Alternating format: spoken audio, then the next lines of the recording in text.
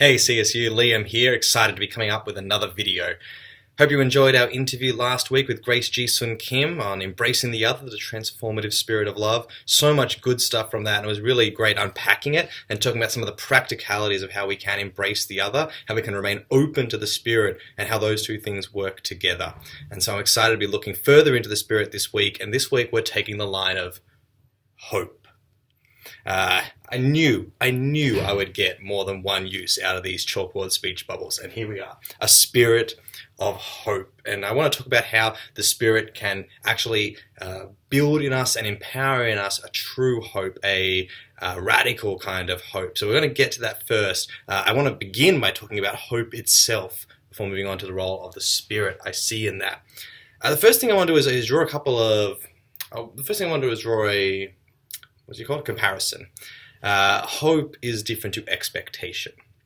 I think so often we confuse the two, and what is really something that's well within the realm of possibility, what's well within a kind of linear A that leads to B, leads to C, we then hope that D will happen when really all likelihood points to the fact that it will. Let me use an example. This comes from a book called Alex's Adventures in Numberland. It's a cool book on mathematics for people who like to branch out in their nerdiness. It's from a scientific study where the study is about lionesses or lions in the safari, wherever lions are.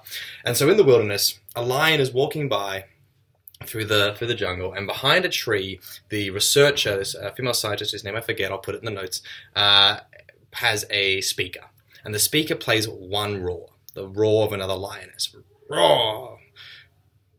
That really helped. I'm sure that brought the story to life for everyone. So they hear this one roar. The one lioness hears that, notices, listens, and keeps moving.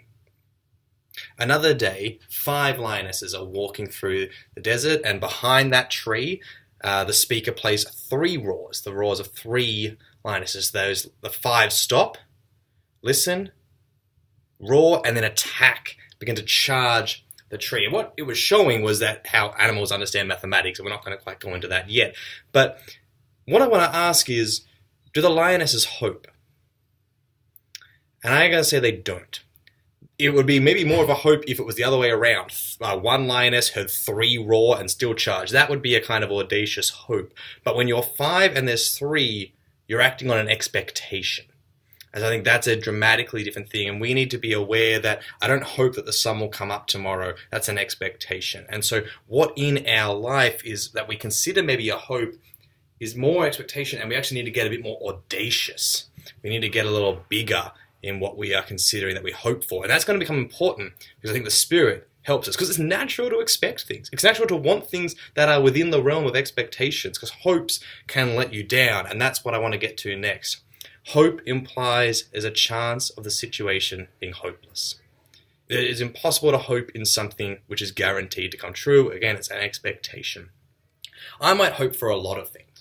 Let's say I hope for a complete, reorienting of our economic system so that we don't have this increasing inequality. We don't have 62 people controlling this immense, mind-boggling amount of wealth where so many people can't even put food on the table. I might hope that that system will be overturned, that something new will come, and we'll have, everyone will be able to have enough. There'll be abundance. There'll be equality. I might hope for that. I might hope for gender justice. I might hope for the end of institutional racism. I might hope for the end of patriarchy. There's so many things I do hope for. But there's a chance all of those won't come true. The Millennium Development Goals were an audacious statement that sought to eradicate extreme poverty and so many other factors, and they didn't happen. But we hoped for it, and now we've reset them and redefined them, and we're going again. But there was so much hope based in that. But it was hope that was a risk of being hopeless. It was a hope that was at risk of not coming true. And that's an important hope. Hope is also something that is acted upon. So, can I announce this? No, okay. So let's say, this is going to give it away so much. But let's say someone were having a child, and they would have certain hopes for that child. And they would start to, they would start to think that they would really hope that child, has maybe a good education, and that child can have, access to all kinds of awesome things, maybe even be here at a university like this. So that might be a hope. You're not going to have that hope and then just sit back and be like, well, let's see what happens. No, you're going to act to try to make that hope a reality.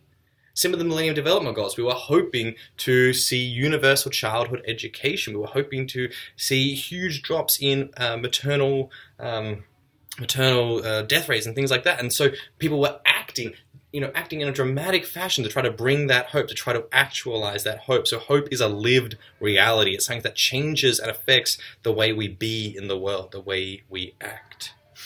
And the final one is the problem of placing hope in material and finite things.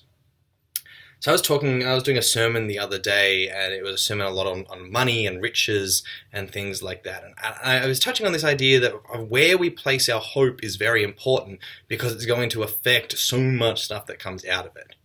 And my big point was that if we place our hope in money, and we can say this for any kind of material thing, but let's just use money as this overarching thing.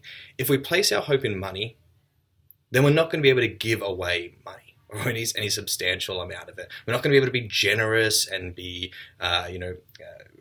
generous with our money because no one is going to choose to diminish the source of their hope. If your hope is in money, then you want that money to be the biggest thing possible so that your, hope is safe. You're not going to start chipping away at it. But if your hope is in something bigger, something infinite, something unconditional, something that is not so easily controlled for our own benefit, that's going to change the game entirely. And that's what I think the Spirit empowers us to do, is to have a hope in something far bigger, far greater, but far riskier.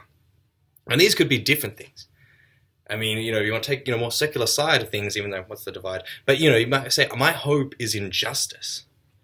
Justice is not a concrete thing.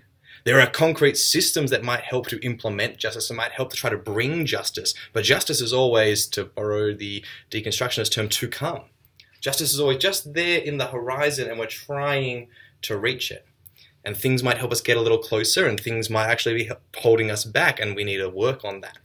But justice is a beautiful, unconditional, infinite thing that we can continue to hope in. And it has a great chance of not coming true. We might hope in things like love and hospitality, these beautiful, broad things, these kind of things that are unseen.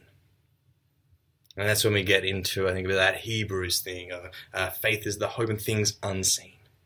When our hope is in things that are seen, like a box of money, I don't know who gives their money in boxes, but sure, a box of money, that is a very constraining and limiting thing. But when your hope is in something ethereal, something that is to come, something that is unconditional, that is a beautiful picture that it opens us up, that allows the Spirit to work in us and to bring the possibility of so many impossible things.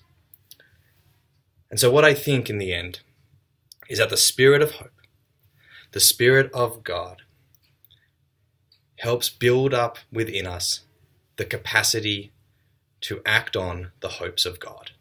The Spirit of hope empowers and builds up within us the capacity to act for the hopes of God.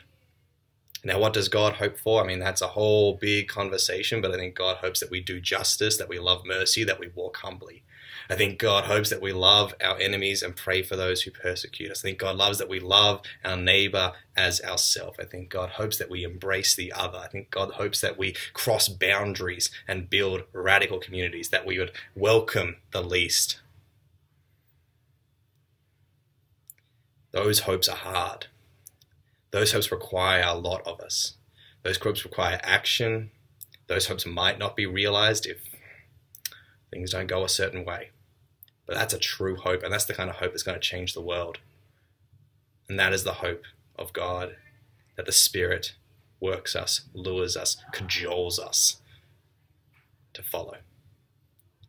So let's talk about hope and the way the Spirit works in us to make it happen. See ya.